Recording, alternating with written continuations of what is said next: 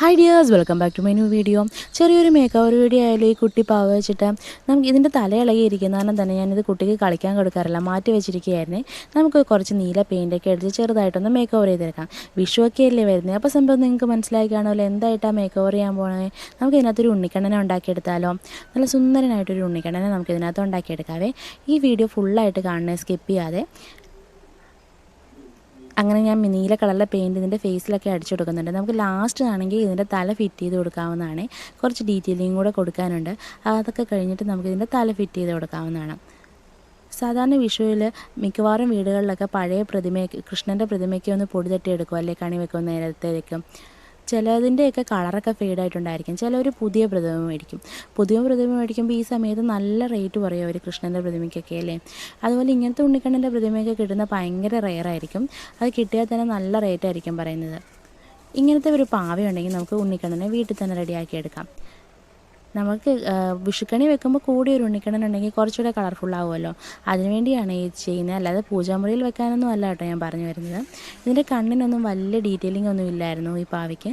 നമുക്ക് കണ്ണൊക്കെ ഫുള്ളായിട്ട് ആദ്യം തൊട്ടേ നമുക്ക് പെയിൻ്റൊക്കെ അടിച്ച് വരച്ചെടുക്കാം. അതുപോലെ പിരുകമൊന്നും ഇല്ലായിരുന്നു, നമുക്ക് പിരുകമൊക്കെ ഒന്ന് വരച്ചു കൊടുക്കാം കേട്ടോ.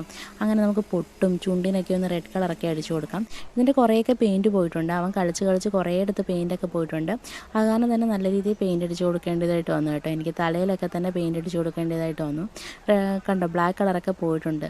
ഇനി നമുക്ക് കുറച്ച് ഇതും കൂടെ ഓർണമെൻറ്റ്സ് ഒക്കെ വരച്ച് കൊടുക്കാം. അതിന് ഗോൾഡൻ കളറിൽ ഇതെടുത്തിട്ടാണ് ഞാൻ ഓർണമെൻറ്റ്സ് ഒക്കെ വരച്ച് കൊടുക്കുന്നത്. എല്ലാം പെയിൻറ്റ് മാത്രമാണ് യൂസ് ചെയ്തേക്കുന്നത്, വേറെ എക്സ്ട്രാ ആയിട്ടൊന്നും യൂസ് ചെയ്തിട്ടില്ല കേട്ടോ. അങ്ങനെ കയ്യിലും കാലിലും ഒക്കെ ഓർണമെൻറ്റ്സ് വരച്ച് കൊടുത്തു. അതുപോലെ ചെറിയ 2-3 ചെയിനൊക്കെ വരച്ച് കൊടുക്കാം. അങ്ങനെ ചെയിനൊക്കെ വരച്ച് കൊടുത്ത് ലാസ്റ്റായിട്ട് നമുക്ക് ഇതിൻ്റെ തല ഫിറ്റ് ചെയ്യാം കേട്ടോ. നമുക്കൊരു മയിൽപ്പീലി റെഡിയാക്കി എടുക്കണ്ടേ. മയിൽപ്പീലി ഇല്ലാത്ത എന്ത് കൃഷ്ണനല്ലേ.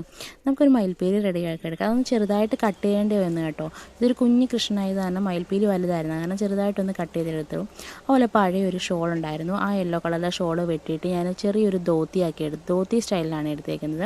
അങ്ങനെ ധോത്തി സ്റ്റൈലിൽ ഞാനൊരു ചെറിയ മുണ്ടൊക്കെ ഉണ്ടാക്കിയെടുത്തു. ഇത് നമുക്ക് ഗ്ലൂഗൺ വെച്ചിട്ടാണ് ഒട്ടിച്ചു കൊടുക്കുന്നത്.